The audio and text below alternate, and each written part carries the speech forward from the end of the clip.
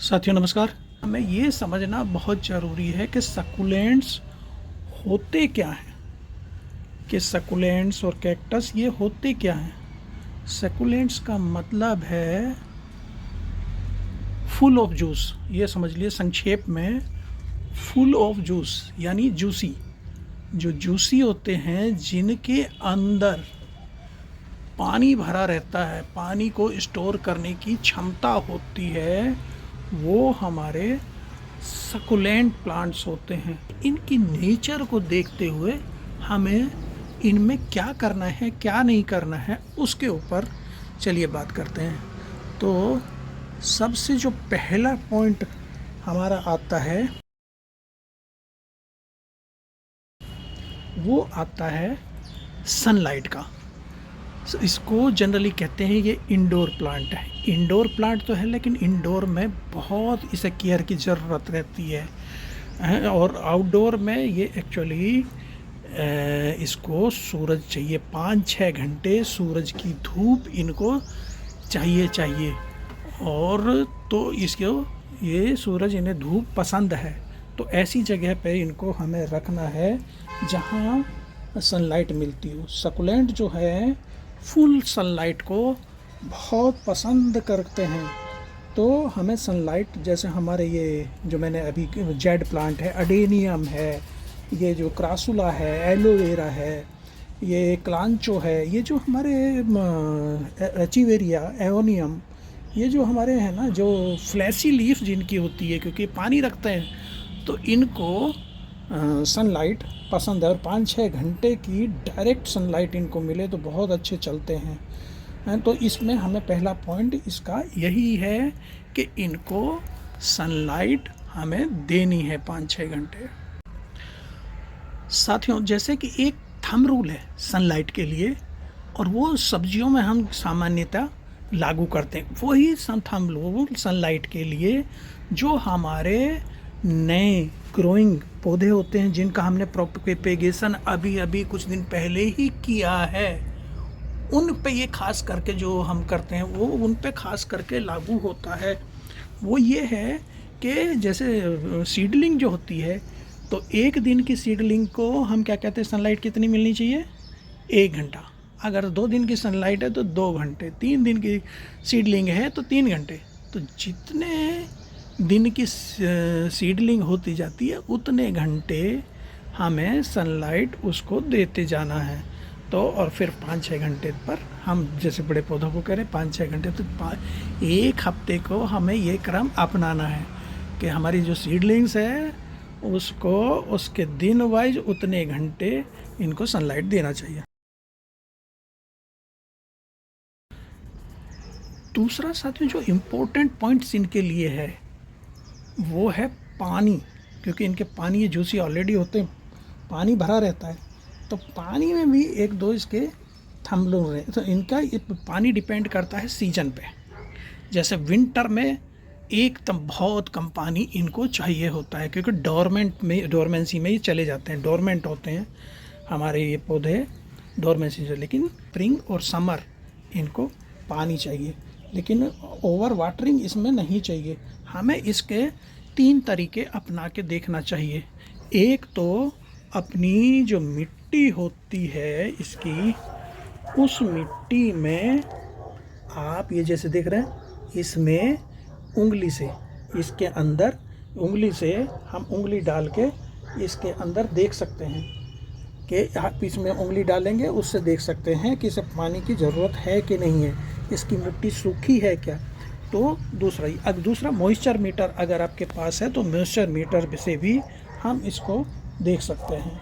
तो दूसरा बात है इसका वाटरिंग का, कि हमें जो फिंगर वाला मेथड है उसको पता करना है मॉइस्चर मीटर से।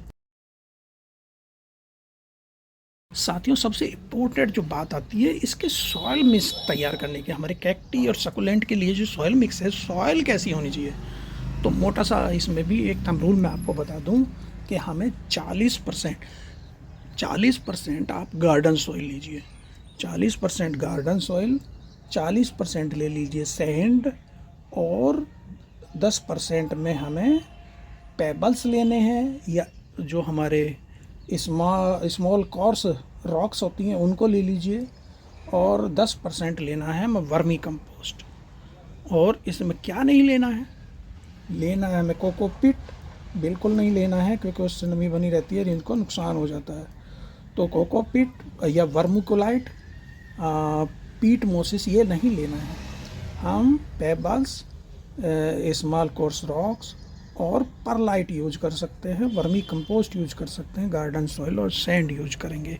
तो ये एक हमारा बहुत ही अच्छा सा इसका मिक्सचर तैयार हो जाता है। साथियों, बात आती है इसके पोट साइज़ की। आप यहाँ देखेंगे अलग अलग तरह के पोट हैं, लेकिन मैं आपको बताना चाहूँगा कि इसमें पोट होना कैसा चाहिए वास्तव में। इसके लिए जो मेरा अपना तजुर्बा है ये कहता है, और जो इसके लिए क्योंकि इनकी साइंटिफिकली भी कि इनकी सैलो रूट्स होती हैं, उथली जड़ें होती हैं, तो इसको पोट भी उथला चाहिए। जैसे ये देख रहे, ये उथले पोट, ये बहुत ज़्यादा गहरे पोट नहीं हैं, ये हमें नहीं गहरे नहीं चाहिए, ये बहुत ज़्यादा, क्योंकि जितना गहरे आप पोट रहोगे वो ज़्यादा पानी रिटेन करेगा और वो सड़ जाएंगे। तो ये हमें जितना उथले पोट्स हम रख सकते हैं उतने पोट्स रखिए, और ऐसे पोट रखिए जिसमें नीचे होल है। ज़्यादा से ज़्यादा होल नीचे होंगे, वो ऊपर से आपने थोरोली डीपली पानी दिया और नीचे से निकल जाए।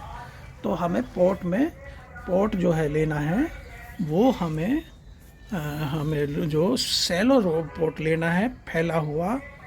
उथले पोट में यूँ भी कह रहा हूँ क्योंकि उथले पोट, अगर उथला पोट होगा तो उसमें पौधा बीच में है, मदर प्लांट भी, और उसके बेबी प्लांट्स को उनको साइड में जगह मिल जाएगी उगने के लिए। तो साइड में फिर बेबी प्लांट्स हमारे आराम से हो जाते हैं अगर इसमें उथले रहते हैं। तो उसमें सभी में देखें, अगर उथले पॉट्स हैं तो उसमें बेबी प्लांट्स आपके आराम से ग्रो कर जाते हैं। फर्टिलाइज़र को कैक्टस और हमारे जो सक्लेंट्स हैं इनमें बहुत ज़्यादा ज़रूरत नहीं होती, लेकिन हमें वर्मी कंपोस्ट, 1 चम्मच वर्मी कंपोस्ट इनके पॉट्स में 3 महीने में एक बार दे देना चाहिए। बहुत ज़्यादा की ज़रूरत नहीं, लेकिन 3 महीने में वर्मी कंपोस्ट, जिससे इनकी पोषक तत्वों की पूर्ति होती रहती है।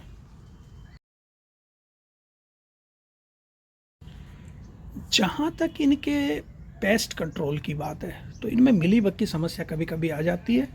तो मिलीबग के कंट्रोल के लिए हमें नीम ऑयल सबसे बढ़िया उपाय है कि हम नीम ऑयल का इस्तेमाल करें। और नीम ऑयल के लिए 5 से 10 ml नीम ऑयल 1 लीटर पानी में लें, और जब हम इनको पानी देते हैं तो उसी पानी में इसको मिला लीजिए, और इसमें आप गमले में भी दे सकते हैं। अगर हाँ इन्फेक्शन, ये प्रिवेंटिव मेजर मैं बता रहा हूँ, कि उसमें डाल दीजिए पानी के साथ ही। लेकिन अगर लग गया है तो वीकली तब दीजिए। तो वीकली आप इसमें वो देना चाहिए, हमें नीम ऑयल का स्प्रे करना चाहिए अगर अब उसमें लग गया है तो। बाकी 15 दिन में 5 से 10 ml 1 लीटर पानी में मिला के मिलीबग और फंगस के लिए हम इसमें इस्तेमाल करें। इसके अलावा इनको क्योंकि हम आउटडोर में रखे हैं, तो आउटडोर में डस्ट इनकी पत्तियों पर जम जाती है। तो उस डस्ट की क्लीनिंग करना, किसी ब्रश से, कपड़े से उसकी क्लीनिंग करना, इनकी लीव्स की, वो भी ज़रूरी है। क्लीनिंग करते रहते हैं तो इसके फोटोसिंथेसिस ठीक से होता रहता है। इसके अलावा जब रिपोर्टिंग करें तो इसकी मिट्टी में जो मैंने सॉइल मिक्सचर बताया था उसमें फफूंदी नाशक ज़रूर मिला लेना चाहिए। तो हम बाद में हमारी फंगस या मिलीबग की समस्या से बचने के लिए वो अच्छा काम करता है। तो ये, इसके अलावा बात आती, जैसे हमने रिपोर्टिंग कर ली, सॉइल मिक्सचर तैयार कर लिया, अब बात आती है इसकी प्रोपेगेशन की। ये सकुलेंट्स में 4 तरीके से हम प्रोपेगेशन करते हैं। तो मैं आपको उसको दिखा देता हूँ कि कैसे कैसे। एक तो जैसे ये हमने किया हुआ, नंबर 1 आसान तरीका है लीफ से। तो लीफ में बस यही देख देना, पूरी लीफ हमें लेनी है और स्वस्थ लीफ होगी तो स्वस्थ इसमें प्रोपेगेशन इसका होगा, जमा होगा अच्छे से। तो ये हम लीफ से मैं दिखा देता हूँ आपको। देखिए ये हमने स्वस्थ लीफ लेके, लीफ को निकाल के आपको, लीफ को तोड़ना नहीं है, निकालना है। तो निकाल के और 2 दिन के लिए ऐसे ही रख देते हैं। जब ये 2 दिन सूख जाती है फिर मिट्टी, एक्चुअली पौधा जो इसका जब जर्मिनेशन इसमें होता है तो इसमें जो जड़ें निकलती हैं तो वो जो कैलस बनता है, वो जो भोजन अपना लेता है ना, वो लीफ से लेता है, मिट्टी से नहीं लेता। तो वो तो तब तक जब हमें इसमें जड़ें निकलती हैं, पत्ती से बनती हैं, वो हमें 2-3 दिन ऐसे ही रखना है, जिससे इसमें कोई फंगस वंगस हो वो हो जाए। इसके अलावा जो दूसरा हम करते हैं कटिंग से।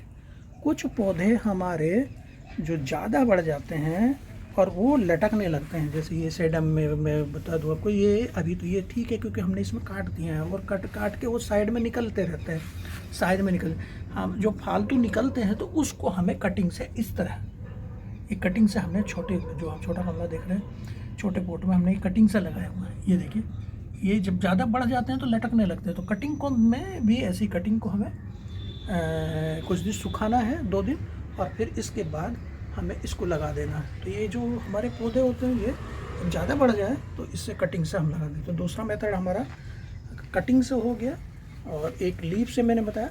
एक बेबी प्लांट्स, जो बेबी प्लांट्स होते हैं, जैसे ये देख रहे हैं आप, इसमें नीचे नीचे नीचे निकलते रहते हैं। अब ये कुछ बेबी प्लांट, जैसे ये एक अलग जो आप देख रहे हैं, ये हमने अलग से इसी में लगा दिया है, इसी पॉट में ये लगाया हुआ है। तो जो इससे निकलते हैं बेबी प्लांट, उससे काट के जो देख रहे हैं ये स्टेम इनका जिससे जुड़े हुए हैं, उससे काट के और साइड में हमने यहाँ पर लगा दिया है। तो इससे भी हम कर सकते हैं। इसके अलावा इनके प्रोपेगेशन का जो चौथा तरीका है वो फ्लावर से, सीड से। आप इनका सीड कलेक्ट कर लीजिए और उनको सीड को हम ग्रो करके उसको हम ग्रो कर सकते हैं, और उससे उसका प्रोपेगेशन। तो सीड से, लीफ से, कटिंग से और इनके ऑफसेट बेबी प्लांट से हम ये इनका प्रोपेगेशन करते रहते करेंगे।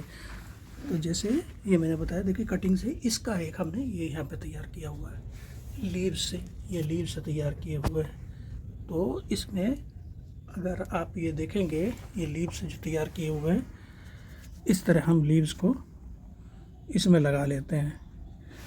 तो इनसे ये हमारे यहाँ पे देखिए, ये हमने इनके ऑफसेट जो इनके बेबी प्लांट्स हैं उनको यहाँ पे किया हुआ है। ये लीव्स का ये इतने प्लांट्स हमने ये तैयार किए हुए हैं। तो यहाँ पे थोड़ा सा और मैं ज़्यादा से दिखा देता हूँ। देखिए ये बहुत सारे अलग अलग हमने कटिंग से, लीव से ये हमने लगाए हुए हैं। यहाँ अगर ध्यान से देखेंगे तो इनमें बड़ी टाइनीज हमें रूट्स इसमें दिख रही, कैलस इसमें दिख रहे हैं।